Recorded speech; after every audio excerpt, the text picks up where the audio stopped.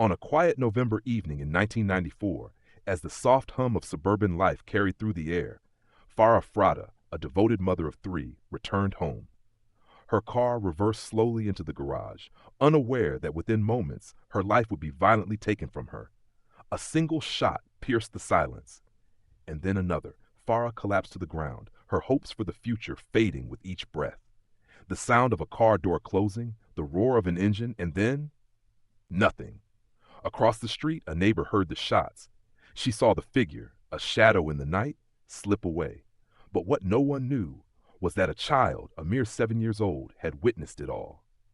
Bradley Bakir, the oldest son, would unknowingly become the key to unlocking a dark truth, a truth that would forever shatter the world he once knew.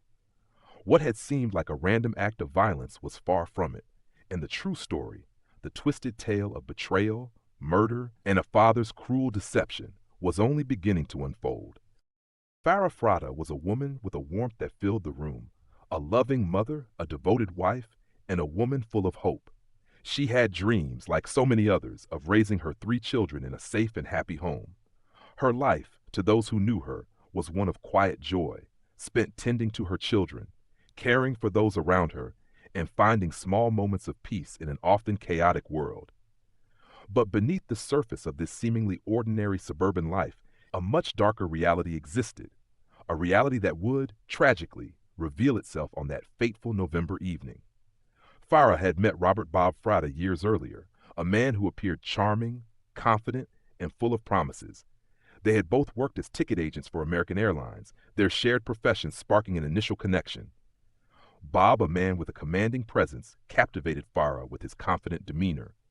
But as time wore on, their marriage began to unravel. Farah, a quiet and caring soul, found herself living in the shadows of Bob's ever-growing demands and emotional cruelty. Despite their growing discord, Farah remained committed to her children, always putting them first. She wanted the best for them, and she worked hard to provide that. Yet, her personal life was filled with turbulence. Bob's domineering personality and emotionally abusive behavior cast a long shadow over their relationship. It became increasingly evident that Farah was a woman trapped, a woman whose marriage, once full of promise, had become a battleground. As Farah sought a divorce and custody of their children, the stakes grew higher.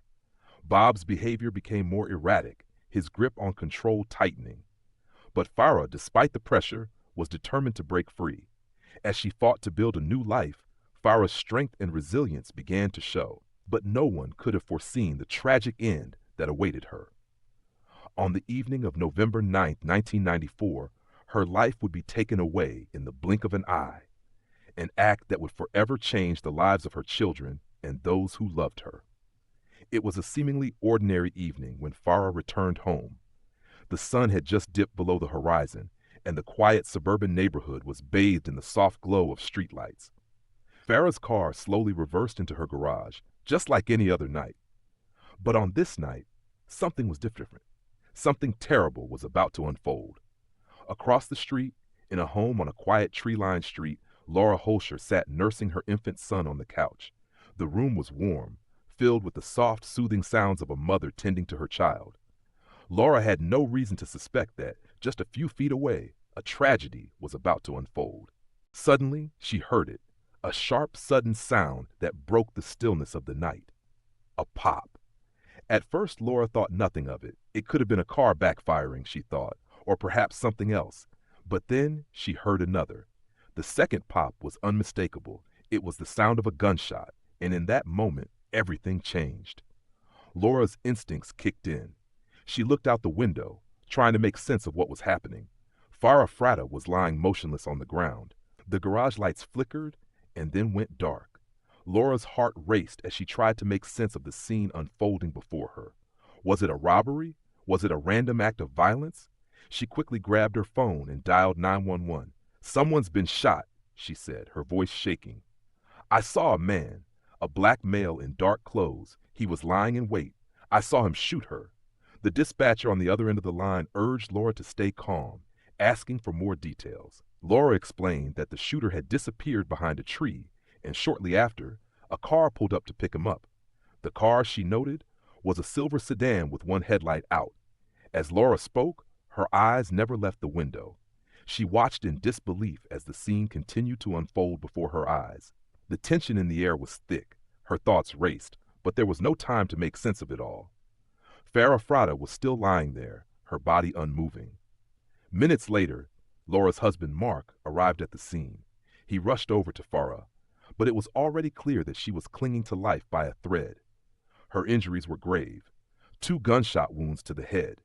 The ambulance arrived soon after, but despite the best efforts of paramedics, Farah Fratta would not survive. She was airlifted to a nearby hospital, but the injuries were too severe. Farah passed away that night, leaving behind her 3 young children and a mystery that would haunt investigators for years to come. As the paramedics worked to save her life, law enforcement arrived at the scene. It didn't take long for them to start piecing together the details of the crime. This wasn't a random act of violence or a robbery gone wrong. No, this was something far more deliberate. Farah's purse and other belongings had been left behind, untouched. It was clear that the motive wasn't financial, but what was it then?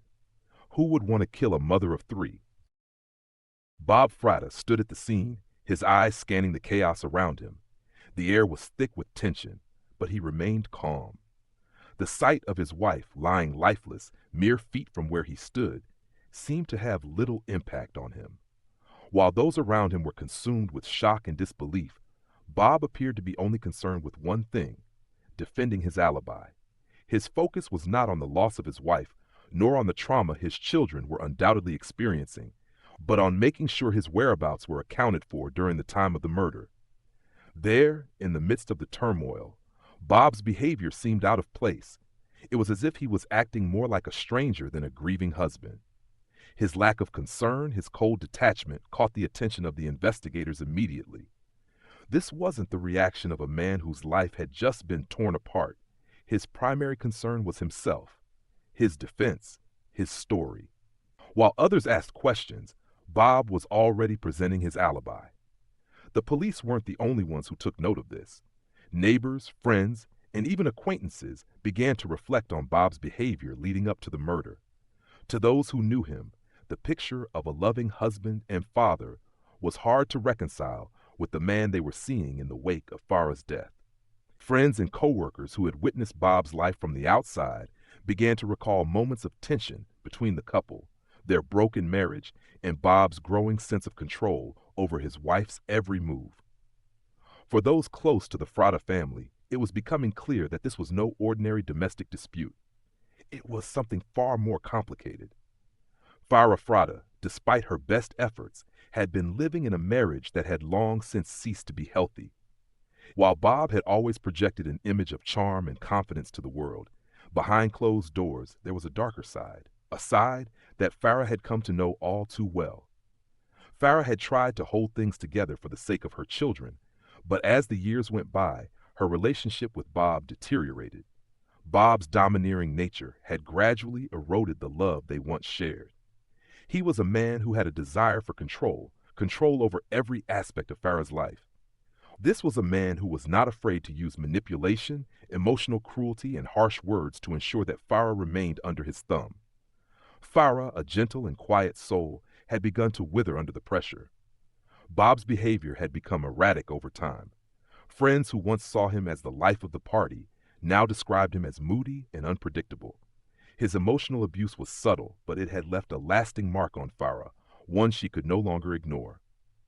She began to seek a way out, knowing that for her and her children, life could never be normal under the roof they shared. As Farah fought for her freedom, the stakes grew higher. She was no longer content to remain in a toxic marriage. The once loving couple now found themselves in the midst of a bitter divorce. The battle for custody of their 3 young children intensified, with Bob determined not to let go of the life he had built for himself. Farah, on the other hand, was determined to escape the emotional imprisonment that had defined her marriage. The divorce proceedings became a battleground. As the custody fight raged on, Farah began to take steps to secure her future. Seeking not only custody but financial support for her children. She had been more than just a wife. She had been a mother, a worker, a caregiver. But Bob Fratta feeling the pressure of losing control over both his family and his finances, grew desperate. His fear of losing everything, of being forced to pay child support, began to cloud his judgment. In his mind, the stakes had reached a dangerous level. The thought of his ex-wife gaining custody of the children, of losing access to the life he had once taken for granted, gnawed at him. Bob Fratta began to entertain thoughts that no man in his position should have. He spoke to friends and acquaintances about the possibility of finding someone who would take care of Farah, someone who would eliminate the problem once and for all. These conversations, spoken in hushed tones and casual whispers, were later revealed to be more than just idle chatter. Bob had begun to look for someone to kill his wife, to take matters into his own hands in a way that would leave no trace of his involvement. His desperation became clear in these subtle exchanges. What began as casual mentions soon turned into serious inquiries. Bob, for reasons only he could understand, felt he had no other option. But even as Bob's mind seemed to turn darker, he continued to maintain his innocence. When questioned by investigators, he stuck to his alibi with unwavering conviction. He claimed he was at church during the time of the murder, his children by his side, his whereabouts confirmed by those who saw him there. It seemed like an airtight story. The more he spoke, the more convincing he appeared. To many, it seemed like the truth, but not to the investigators. They sensed something wasn't right.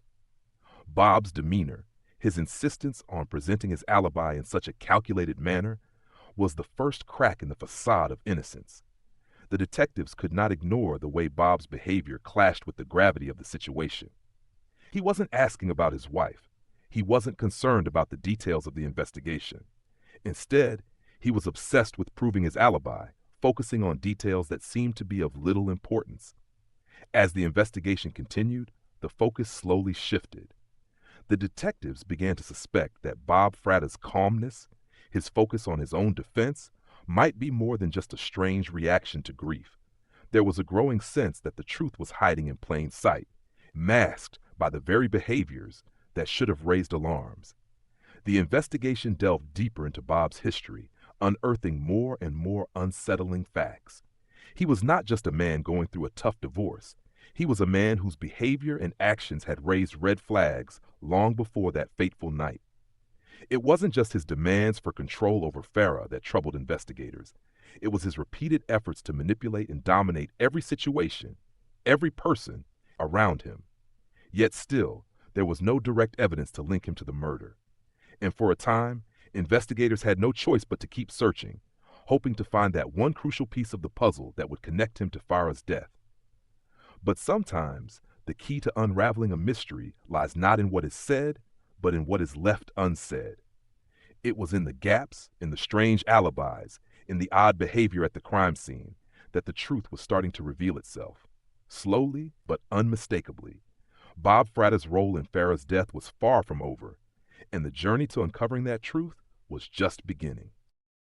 The investigation into the murder of Farah Fratta had only just begun, but the detectives already faced the daunting task of navigating a web of confusion, suspicion, and incomplete information. The shooting had been swift and brutal, leaving behind few clues at the scene. Yet, as is often the case in the most complex of investigations, the smallest details would soon begin to reveal themselves. The initial focus, of course, had been on Bob Fratta, the husband of the victim. The detectives had already noted his strange behavior at the crime scene. While others were understandably upset, Bob appeared almost too composed, almost to the point of indifference. He spent more time defending his alibi than expressing concern for his wife's fate. There was something off about his reaction, but with his alibi seemingly confirmed by the churchgoers who had seen him there, the case seemed to be at an impasse. But there was more to the story, and the detectives knew it. They began to dig into Bob's past, looking for clues that might shed light on his involvement. The more they uncovered, the clearer it became that Bob Fratta was not the man he appeared to be. A picture began to emerge of a man who had spent years manipulating those around him, his wife, his children, and even the people who thought they knew him best.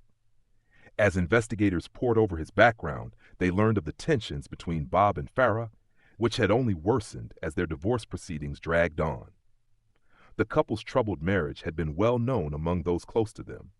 Bob's behavior had become more erratic, more controlling, and more desperate.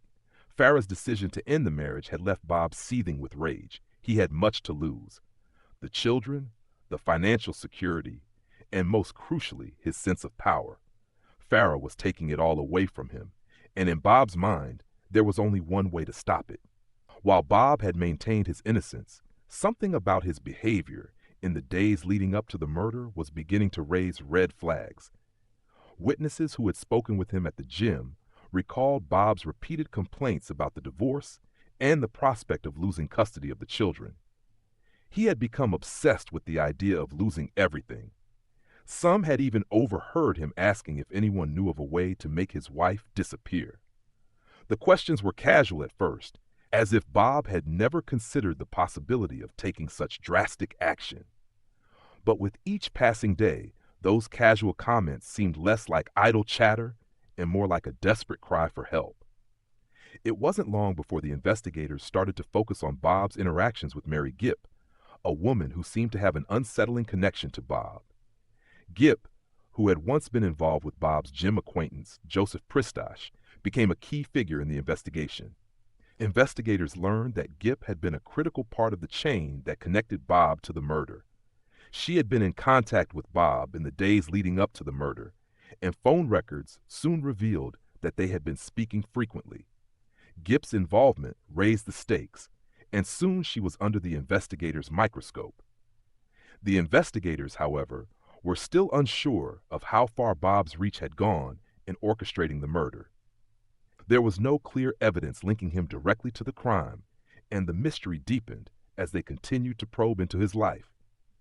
Yet, the more they examined the phone records, the more it seemed that Bob had been planning something far more sinister than anyone had initially realized. The phone calls between Bob and Gipp had become more frequent and more pointed. Was this a simple exchange between two acquaintances, or was Bob making arrangements to have his wife killed? The investigators' suspicions grew stronger when they traced the phone numbers to Pristash and his accomplice, Howard Guidry. It became clear that Bob had orchestrated the entire plot with the help of others. Pristash, a man who had once been a trusted confidant of Bob's, was now implicated as the middleman. He had been the one to introduce Guidry to the situation, setting the stage for the fatal encounter. The realization that Bob had enlisted the help of others in his quest to end his wife's life sent a shiver through the investigators. The case was beginning to take shape as a carefully planned murder-for-hire scheme. But there was still more to uncover. The investigators' persistence soon paid off when they obtained additional testimony from a critical witness. Pristash, in an effort to protect himself, eventually admitted his role in the plot. He revealed how Bob had offered him money and a car to take care of Farah, to eliminate her as a threat to his future. Pristash confessed that he had brought in Howard Guidry, a man with a violent history, to carry out the murder. It was the final piece of the puzzle that investigators had been searching for. As they pieced together the events leading up to the night of Farah's murder, the investigators realized just how methodical Bob had been. From the calculated planning to the careful execution, Bob had thought of everything. He had ensured that his tracks were covered, even down to the phone calls that connected him to Pristash and Guidry. It was clear that this was no spur-of-the-moment crime. It had been planned for months, carefully crafted to make it appear as though Farah's death was a random act of violence. But the more the investigators uncovered, the more the pieces of the puzzle fell into place. Bob's alibi, once thought to be ironclad, was now being called into question. The phone records told a different story. Bob's whereabouts, which had seemed clear, were now clouded with doubt. Investigators discovered that during the time of the shooting, Bob had made several phone calls to both Pristash and Gipp. These calls, once innocent enough, were now seen as a clear indication that Bob had been pulling the strings from behind the scenes. The tension in the investigation mounted as the investigators moved closer to uncovering the truth. They had their lead suspects, Bob Fratta, Joseph Pristash, and Howard Guidry, but there was still the matter of tying everything together. The case was complex, filled with false leads and distractions. But with each piece of evidence they uncovered, the truth became clearer. And then the breakthrough came. Witness testimony, phone records, and the confession of Joseph Pristash all pointed to Bob Fratta as the mastermind behind the murder. It was a devastating revelation, one that shattered any remaining doubts about Bob's role in his wife's death. The investigators had done their job, and they had uncovered the truth, no matter how difficult it was to accept. As the pieces of the puzzle fit together, the detectives knew they had the evidence they needed to bring Bob Fratta to justice.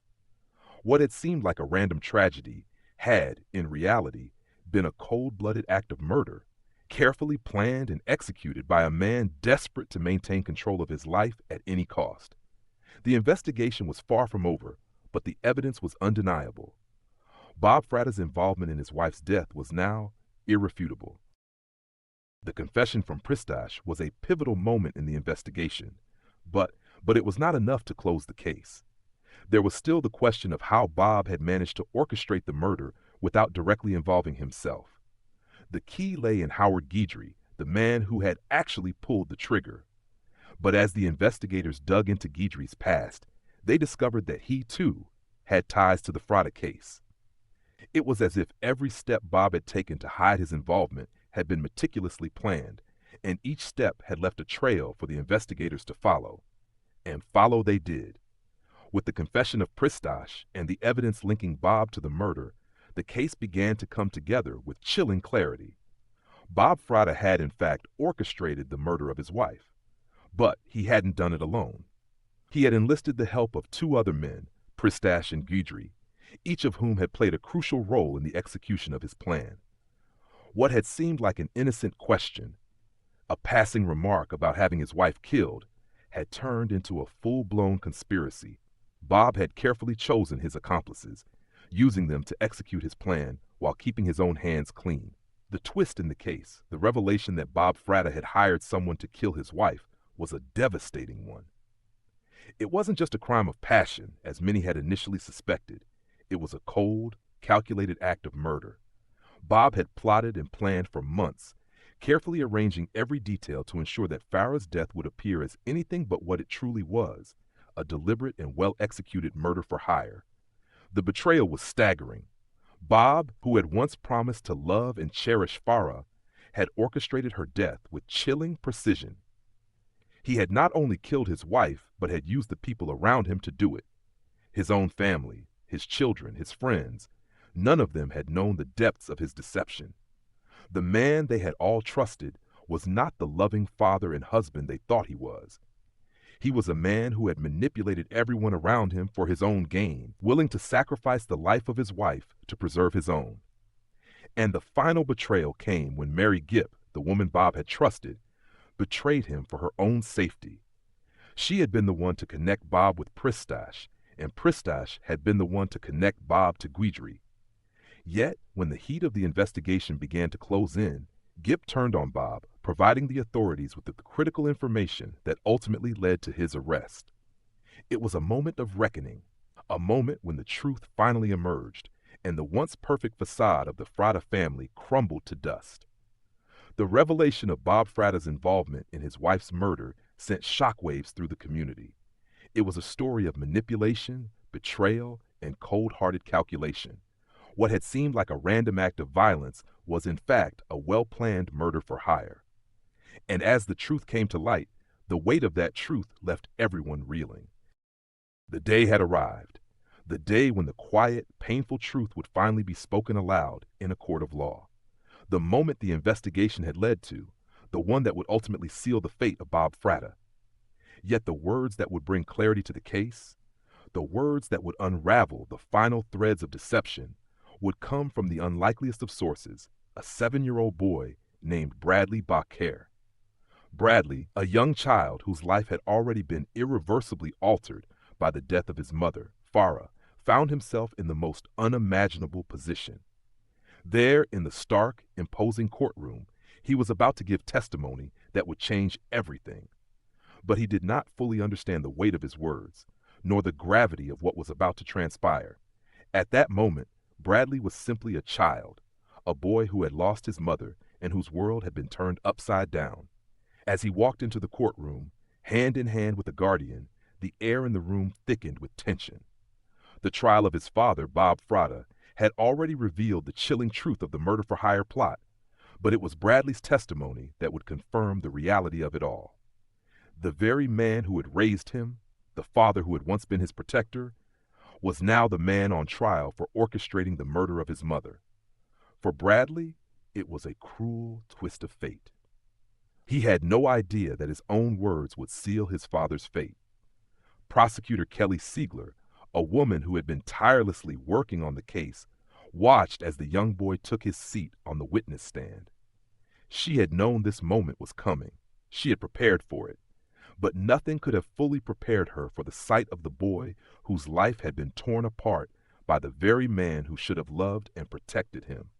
Bradley's presence in the courtroom was a stark reminder of the emotional toll the case had taken on everyone involved. Bradley, nervously looking out at the crowd, did not fully grasp the significance of the situation. His mind, still processing the trauma of the loss of his mother and the realization that his father was the one who had orchestrated her murder, could not yet understand the enormity of the words he was about to speak. Yet, when the time came, he spoke with an honesty and simplicity that would leave the courtroom in stunned silence. Kelly Siegler, sitting just across from him, knew this moment would be critical. She had already witnessed the devastation of the family firsthand. She had seen the pain in Bradley's eyes, the sadness that seemed to weigh him down with every passing day. But in that moment, she knew something even more profound was unfolding, something that no one, least of all Bob Fratta, could have predicted. With the quiet hum of the courtroom around them, Bradley began to speak. His small voice, barely above a whisper, filled the air. As he answered the questions posed to him by the prosecutor, there was an undeniable tension. The words that came from Bradley's mouth were simple but direct. He spoke of his father's behavior in the days leading up to his mother's murder, of the calls he had heard his father make, calls that to him were nothing more than fleeting moments in time. To a child, the weight of these events was far less clear than it was to the adults in the room. But as Bradley spoke, one particular question changed everything. "Bradley, can you tell us where you were the night your mother was shot?" Kelly asked, her voice steady, though the weight of the moment hung heavily between them. Without hesitation, Bradley recounted the evening with childlike precision. He spoke of sitting in the car with his younger siblings, his father leaving them alone at the restaurant, and of his confusion at his father's behavior during that time. As he spoke, Bradley did not know that his words were tying his father directly to the murder. Then came the moment, the question that would forever change the course of the trial. "Bradley," Kelly said, her voice gentle yet firm, "can you tell us what your father did when you were at the restaurant?" In that moment, Bradley pointed his small finger toward his father, sitting across the room. There at the defense table, Bob Fratta sat motionless, his eyes fixed forward. Bradley, his expression calm and uncertain, simply said, "He left us and went to make phone calls." The room fell silent. The impact of Bradley's words reverberated through the courtroom. It was a moment that could not be ignored. There, before the judge, the jury, and everyone present, Bradley had unwittingly provided the key piece of evidence that tied Bob to the crime. The calls Bradley described were the same calls investigators had uncovered during their search of Bob's phone records. The calls to Mary Gipp, the woman who had been part of the murder-for-hire plot. It was these calls that had confirmed Bob's role in orchestrating the murder of his wife, Farah. Bradley's testimony was not dramatic or theatrical. There was no grand speech or emotional outburst. There was only a child, confused and heartbroken, recounting the events as he remembered them. Yet, in the simplicity of his words, he had unknowingly placed the final nail in his father's coffin. It was a devastating realization for everyone in the courtroom, but none more so than for Bradley himself. As Bradley finished his testimony, Kelly Siegler's heart ached for the boy sitting before her. She knew the toll this trial had taken on him. She knew that he was not only testifying against the man who had betrayed his family, but against the very person who had once been his protector, the man who had raised him. It was a burden that no child should ever have to carry. For Bradley, it was a moment of bittersweet clarity. His testimony had done what it needed to do. It had sealed the truth. But at what cost? For a 7-year-old boy, the realization that his father was capable of such cruelty would take a lifetime to understand. It was a wound that would never fully heal. As the court session continued, the weight of the moment lingered. Bradley's testimony had stripped away any remaining doubt. It was no longer a case of speculation or circumstantial evidence. The truth had been laid bare for all to see. Bob Fratta, the man who had once been a father, a protector, a provider, was now revealed as the mastermind behind his wife's murder. In the days that followed, Bradley's testimony would remain a haunting reminder of the impact this case had on a young child. For Kelly Siegler, the prosecutor who had guided Bradley through the ordeal, it was a moment that would stay with her forever. She knew that in this case, it was not just the truth of the crime that had been revealed, it was the truth of the devastation that such a betrayal could wreak on a family and on a child who had already lost so much. It was in that moment, that quiet, painful moment, that the case was no longer about just the murder of Farrah Fratta. It was about the brokenness of a family and the innocence lost in the pursuit of justice. The trial of Bob Fratta had reached its apex, a moment long awaited by those who had followed the heartbreaking case from the very beginning. It was a trial that had unfolded with a painful inevitability, a slow and methodical process that had revealed the cold, calculated nature of the crime. The courtroom had become a place where for months the weight of a shattered family had been placed under intense scrutiny. For Farrah Fratta's loved ones, the trial had been a long and harrowing journey toward justice, but it had also been a painful reminder of the horrors they had witnessed, of the betrayal that had torn their lives apart. For Bob Fratta, the end was near. He sat in the courtroom, his face a mask of stoic indifference, betraying no sign of the mounting tension that swirled around him. He had denied his role in his wife's death from the very beginning, clinging to the belief that his alibi, his defense, would be enough to convince the jury of his innocence. But as the trial progressed, the walls had closed in around him, and the truth had come to light in such a way that it could not be ignored. He had orchestrated the murder of Farrah with chilling precision, using the people around him to carry out his plans while keeping himself at a safe distance. And now, after all the testimony, the evidence, and the confessions, the jury would soon decide his fate. It had been a tense few days of deliberation. The jury, composed of individuals from all walks of life, had been tasked with deciding whether Bob Fratta would walk free or face the consequences of his actions. They had heard the testimony of countless witnesses, including that of his young son, Bradley, whose innocent words had unwittingly confirmed the damning evidence against his father. They had listened to the cold confessions of Joseph Pristash and Howard Guidry, 2 men who had been part of the murder-for-hire plot, and they had seen, through the eyes of those who knew Farrah and Bob, just how deeply the betrayal had cut. Now the jury had reached their verdict. The room fell into a heavy silence as the foreman stood to read the decision. Every eye in the courtroom was fixed on him as he spoke the words that would mark the end of Bob Fratta's long, drawn-out trial. We, the jury, find the defendant, Robert Fratta, guilty of capital murder. The words echoed in the courtroom like a thunderclap, sending a ripple of shock through the room. For Farrah's family, there was a mix of relief and sorrow. The truth had finally been acknowledged. The man who had taken Farrah's life was now facing the consequences of his actions. But for her loved ones, there was no true relief. Farrah was gone, and nothing could bring her back. The verdict had come too late to undo the damage that had been done, too late to heal the wounds that had been inflicted. As the jury filed out of the courtroom, the focus shifted to the next phase of the trial, the sentencing. Bob Fratta, still silent, sat in his chair, awaiting the decision that would seal his fate. The prosecutor, Kelly Siegler, had worked tirelessly throughout the trial, and now she stood before the judge, ready to deliver the closing arguments for the penalty phase. In her remarks, Siegler reflected on the life Farrah had once had, a life full of promise and hope. Farrah had been a mother, a daughter, a sister, and a friend. She had loved her children deeply, and she had dreamed of a future filled with happiness and peace.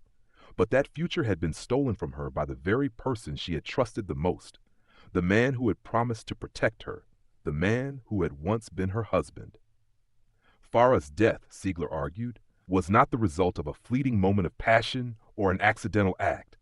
It had been the result of a carefully laid plan, orchestrated by a man who would stop at nothing to get what he wanted. The courtroom grew heavy with emotion as Siegler's words struck a chord with those present. For Farah's parents, her children, and her friends, this was the moment of reckoning. It was the moment when the final chapter of their painful journey would be written. The loss of Farah was immeasurable, but at least now there was justice. Justice for her children, for her family, and for the woman whose life had been so cruelly taken.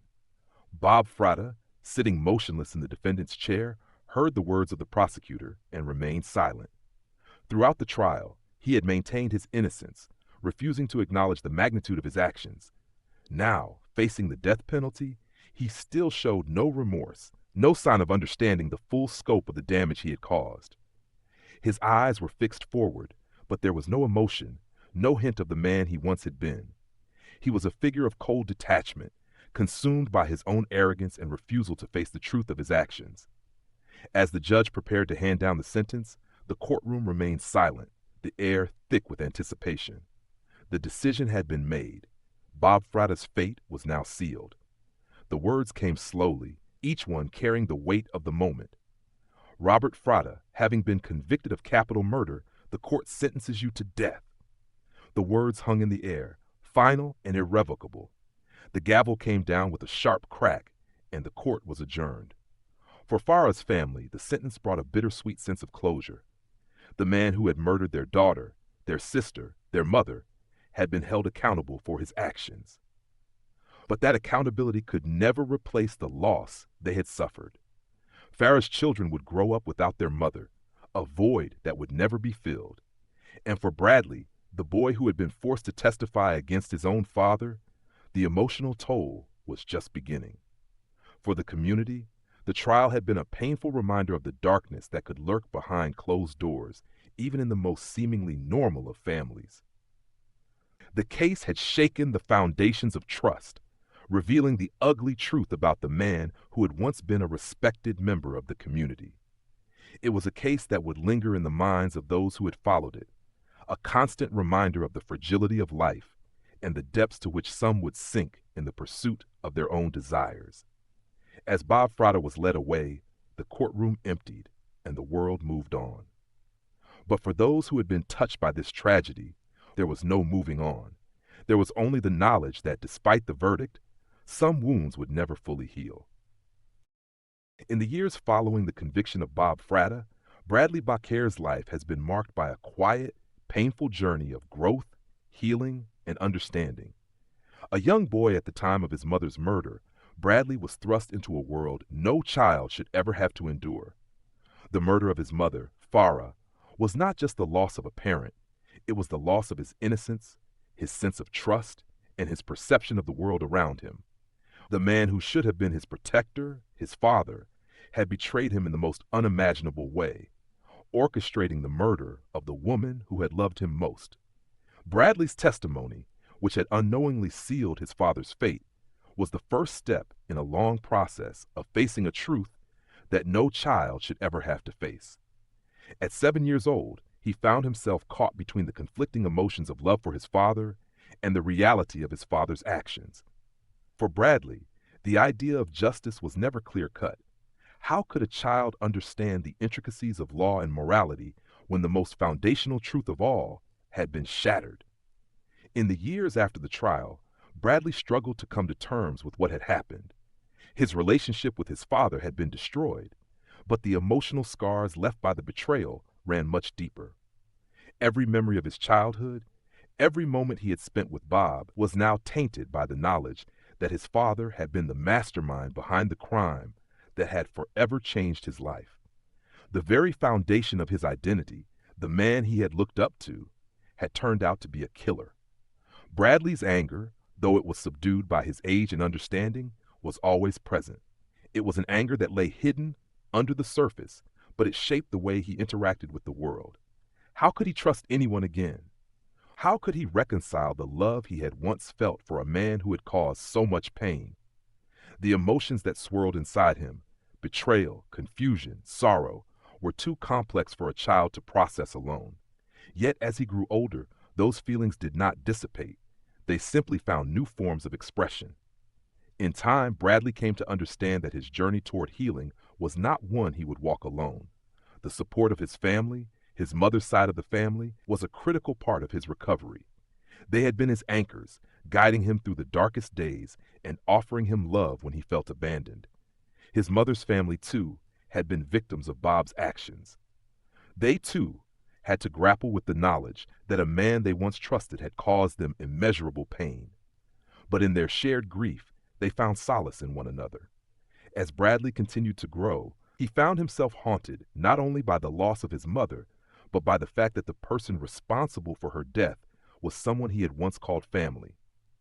This haunting presence loomed over every achievement, every milestone. His father, even in death, remained a part of his life, a part of his story, one that Bradley could neither embrace nor forget. Bob's execution in 2003 had brought a sense of finality to the case, but it had not erased the hurt or the anger. Yet, as the years passed, Bradley began to understand that justice had been served. Bob had been held accountable for his actions. He had been convicted, and he had been sentenced to death. The legal system had done what it was supposed to do, but the emotional toll on Bradley, the son of the convicted murderer, was an entirely different matter. For him, there was no easy resolution. There was no moment when everything suddenly made sense, no clear-cut sense of closure. Instead, Bradley had to learn to live with the consequences of his father's actions, to find a way to move forward while carrying the weight of his past. In interviews and public statements, Bradley has spoken with a quiet, somber clarity about the pain he carries with him. The emotional scars of growing up with a father who ultimately betrayed him remain part of who he is, part of the complex tapestry of his life. The man who raised him, the man who should have been his protector, had taken away the very thing that mattered most, the security of a loving family. And yet, despite this betrayal, Bradley continued to push forward. He learned that healing is not a destination but a process that takes time and cannot be rushed. For Bradley, the true path to healing came in understanding the complicated nature of forgiveness. Forgiveness, he came to realize, was not about absolving his father's actions. It was not about forgetting what had happened. Forgiveness was about freeing himself from the emotional weight of his father's crime. It was about finding a way to live his life without constantly being defined by the trauma that had shaped his early years. It was about making peace with a past that could never be undone. The grief and betrayal Bradley experienced were not easily overcome. There is no neatly tied conclusion to the story of a child who has lost so much. But Bradley, as he grew older, found strength in the memories of his mother, in the support of his family, and in the realization that justice, though it had been served, could not heal the emotional wounds of betrayal. He found solace in the idea that justice had not been an end, but a new beginning. A beginning that allowed him to live his life as best as he could, knowing that the worst of his past was behind him. Though he may never fully understand the depths of his father's betrayal, Bradley has come to accept that it is part of his story. It is a story that is marked by loss, by pain, but also by survival and resilience. The emotional toll, while still present, no longer defines him. It is a part of who he is, but it does not define his future. As Bradley moves forward in life, he does so with the knowledge that he survived. He survived the loss of his mother, the betrayal by his father, and the heartache of growing up in the shadow of a crime that changed everything. And while justice may have been served, it is clear that for Bradley Becare, the true healing comes not from the courts or the law, but from within himself. For all those affected by Farah Frada's death, there remains a bittersweet truth. Justice has been served, but at a great cost. The scars remain, carried by those who loved Farah and those who were left behind. Yet in the end, Bradley's journey toward peace is a reminder that the human spirit, though scarred, is resilient. And in the end, it is the ability to keep moving forward despite the weight of the past that defines the future.